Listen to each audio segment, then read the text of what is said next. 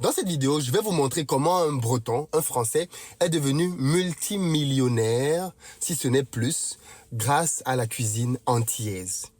Et c'est ce qui va arriver très prochainement aux Africains. Il est plus que temps de se réveiller, les amis. Les gens se font énormément d'argent sur la passivité de la communauté noire.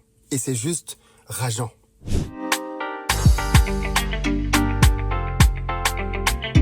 Salut à toi, bienvenue sur ma chaîne, moi c'est Philippe Simon. Ici je te parle de business, de mindset, d'argent, parce que c'est grâce à ça qu'on va faire émerger notre communauté. Donc si toi aussi, tu veux augmenter tes finances, tu es au bon endroit, tu t'abonnes, tu actives la cloche des notifications. Puis pour ceux d'entre vous qui êtes en Côte d'Ivoire, qui venez très prochainement à Abidjan, n'hésitez pas à nous contacter au numéro qui s'affiche afin qu'on puisse mettre à votre disposition des véhicules avec chauffeur, berline, citadine, pick-up, bref, en fonction de votre budget, nous avons ce qu'il vous faut. Et vous le savez bien, malheureusement, le mois de décembre est un mois très sensible en termes de sécurité. Ne prenez pas n'importe quelle voiture. Pour ceux d'entre vous qui êtes en France et qui voulez vous lancer aussi dans l'entrepreneuriat, j'ai une très bonne nouvelle pour vous aussi. Vous pouvez désormais le faire grâce au CPF.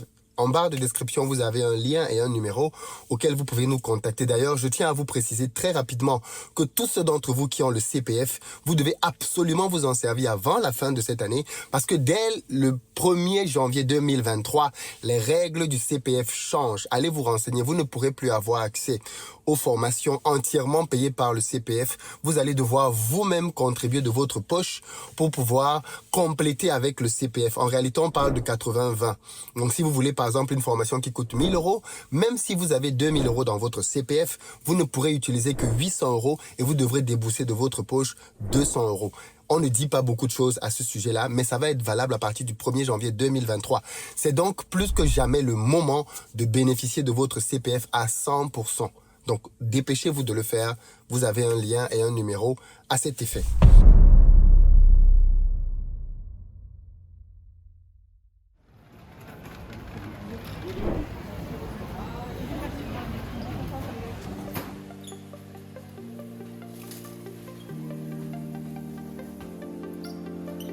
Je disais en début de vidéo que je voulais aujourd'hui parler de l'alimentation. J'ai commencé il y a de cela quelques jours à faire une série de vidéos dans lesquelles je vous démontrais toutes les opportunités, malheureusement, devant lesquelles la diaspora africaine passe, par passivité et peut-être pour beaucoup d'autres raisons. Je suis allé dans Carrefour, j'ai filmé l'intérieur de Carrefour pour vous montrer que le monde entier gagne de l'argent grâce à la consommation occidentale, sauf les Africains. Vous savez, l'Occident, c'est 500 millions, c'est 500 millions de personnes en Europe, mais 500 millions de consommateurs qui ont de l'argent. L'Afrique, c'est plus d'1 milliard de personnes, mais il n'y a pas le pouvoir financier. En Occident, il y a le pouvoir financier. Donc, les gens sont prêts à acheter. Et tout le monde se bat. Les Chinois, tout le monde se bat. Les Américains même, pour venir prendre leur part du gâteau du marché occidental. Les Africains ne réalisent pas tout le potentiel qu'il y a en termes d'argent possible en Occident. Il y a quelques ignorants qui disent « oui, la cuisine africaine doit être réservée aux Africains ». Qu'est-ce qu'on peut entendre d'aussi stupide? Les restaurants japonais qui pilulent partout en Europe, là, ils sont stupides, les Japonais? Parce que les Africains aiment plus leur culture que les Japonais? Pourquoi les Japonais viennent partager leur culture alimentaire? Pourquoi les Chinois font de même? Il y a des restaurants chinois partout. Et quand vous allez dans les restaurants chinois, il n'y a pas que des Chinois qui mangent. Vous avez des Occidentaux qui mangent dans les restaurants chinois. Vous avez plein de cuisines qui sont venues s'imposer en Europe et qui génèrent des milliards de dollars par an. Les Africains ne veulent pas prendre part à ce gros business. Pourquoi? Parce qu'ils ne veulent pas ramener leur cuisine en respectant les codes des pays dans lesquels ils viennent. Regardez bien la petite vidéo qui va suivre. Vous voyez cette vidéo? Tous ceux d'entre vous qui êtes en France avaient déjà dû rencontrer ce type de commerce. Regardez bien. Ces commerces-là, ce sont des petits commerces que l'on retrouve beaucoup à l'intérieur des centres commerciaux. Carrefour, Auchan, Leclerc. Vous retrouvez beaucoup ce genre de commerce ambulant. Ils sont généralement là pour 2 semaines, 1 mois. Et après, ils changent. Ils vont dans une autre enseigne. Donc, ils sont mobiles en fait. Ils vont de centres commerciaux en centres commerciaux. Et du coup, toute l'année, ils parcourent la France de centres commerciaux en centres commerciaux. Et quand ils viennent à un centre commercial, c'est l'affluence. Les gens viennent, achètent. Et qu'est-ce qu'ils vendent? La nourriture créole, la nourriture des Antillais. Ce n'est que ça qui est vendu là-dedans. Les acras, les salades, tout ce que vous avez là-dedans est purement antillais. Moi, chaque fois qu'ils viennent dans le centre commercial qui est proche de chez moi et que je passe par là, j'achète. Parce que j'aime cette cuisine. Je ne sais pas la faire à la maison, mais j'aime cette cuisine. Et comme moi, des millions de Français aiment cette cuisine. Mais nous ne savons pas la faire à la maison. Donc qu'est-ce qu'on fait? Quand elle passe par le centre commercial, on achète. Mais tenez-vous tranquille, beaucoup viennent acheter cette cuisine-là simplement par curiosité. Ce n'est même pas parce qu'ils aiment la cuisine créole, c'est parce qu'ils viennent, ils passent par là, ils voient. Qu'est-ce que c'est? Ils découvrent, ils achètent. Je me suis dit naturellement, vu que les mecs qui sont derrière le comptoir sont noirs, je me suis toujours dit c'était des Antillais. Erreur Fombutuku Nandame Fondos. Je me suis surpris à discuter avec plusieurs d'entre eux et constater qu'ils n'étaient pas antillais. Ces mecs-là, je mange leur cuisine depuis plus de 10 ans. Partout où je vais et que je les trouve, j'achète. Il y en a souvent à la Défense, à Auchan. Depuis l'époque où je travaillais encore à la Défense, j'en achetais déjà. Donc j'en achète à peu près partout où je vais. Et le constat que j'ai fait est le même. Ce ne sont jamais des Antillais qui sont en train de vendre. Ils sont noirs, c'est vrai, mais ils sont camerounais. Ils sont ivoiriens. Ils sont béninois. Ils ne sont pas antillais.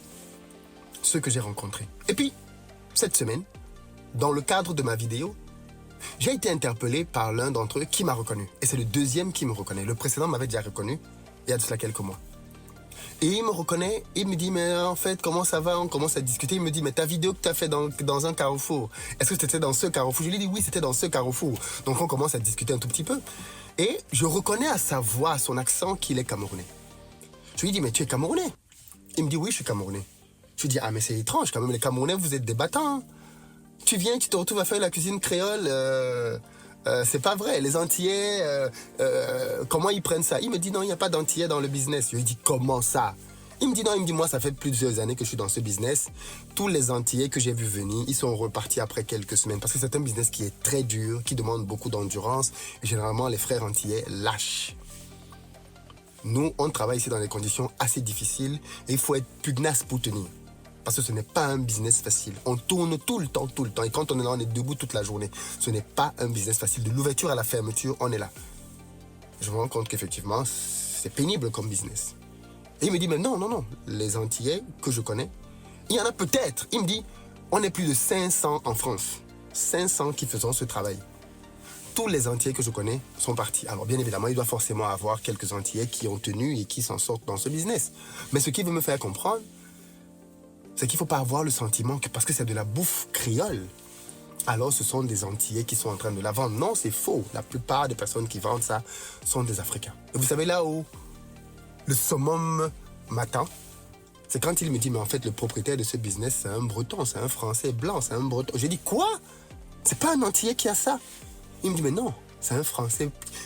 Il est tout ce qu'il y a de plus français. Je dis, ah bon? Il me dit, oui, c'est un Breton qui a lancé ce business il y a de cela pas mal d'années. Aujourd'hui, bien évidemment, il croule sous l'argent. Et qu'est-ce qu'il promeut? La cuisine antillaise. Des acras, des salades, voilà. Et aujourd'hui, il y a plus de 500 personnes itinérantes dans la France qui travaillent.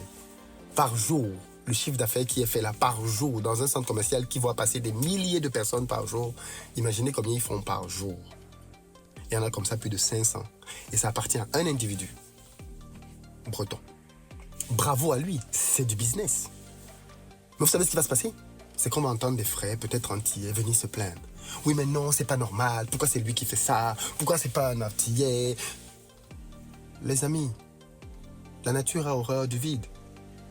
Le monsieur a vu une opportunité, il s'est lancé dedans, il l'a saisi. Bravo à lui. Vous voulez quoi? Vous voulez quoi?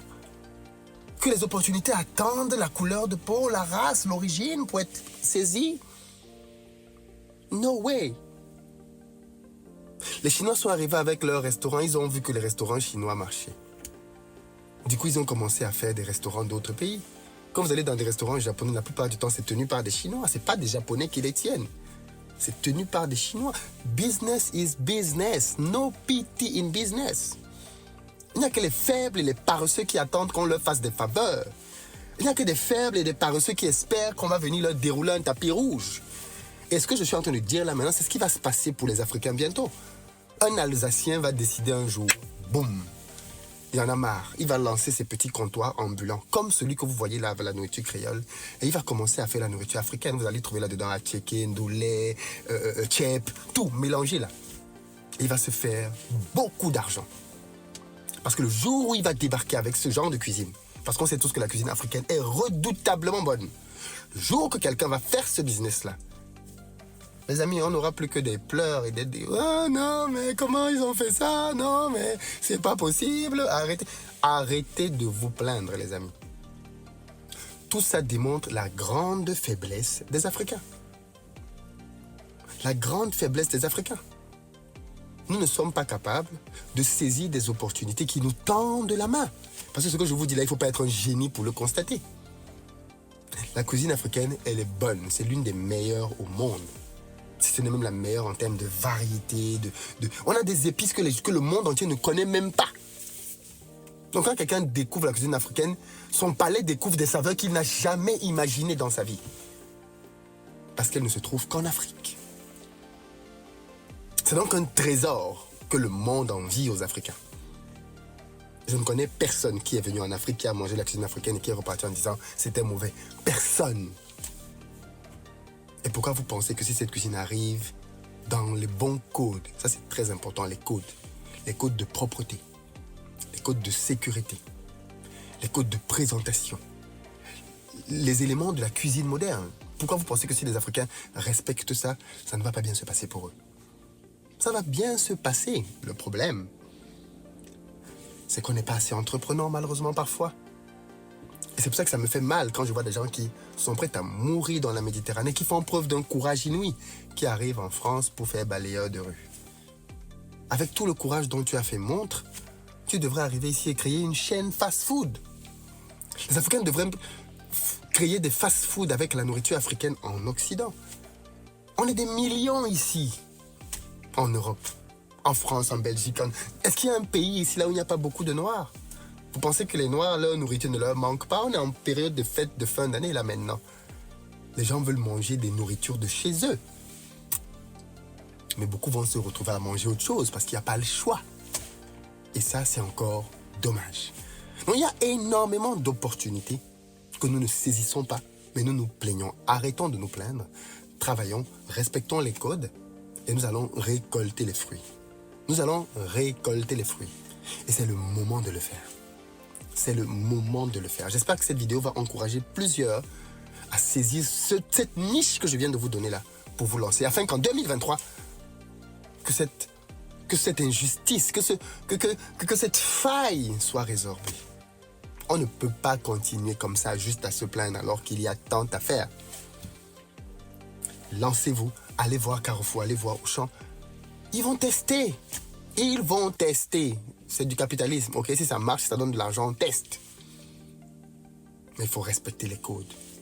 La bonne nouvelle, c'est qu'il y a déjà quelqu'un qui fait ça pour la cuisine créole. Donc si vous ramenez ça pour la cuisine africaine, ils peuvent être tentés d'essayer. De toute façon, avant de vous lancer dedans, faites une petite étude de marché. Allez voir Leclerc, Auchan, Carrefour ou les centres commerciaux de votre pays, Walmart et autres, et proposez-leur l'idée.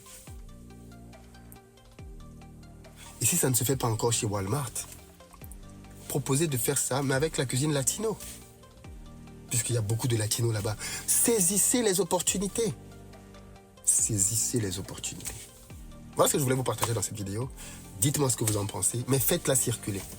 Il est grand temps qu'on se réveille et qu'on arrête simplement de se plaindre.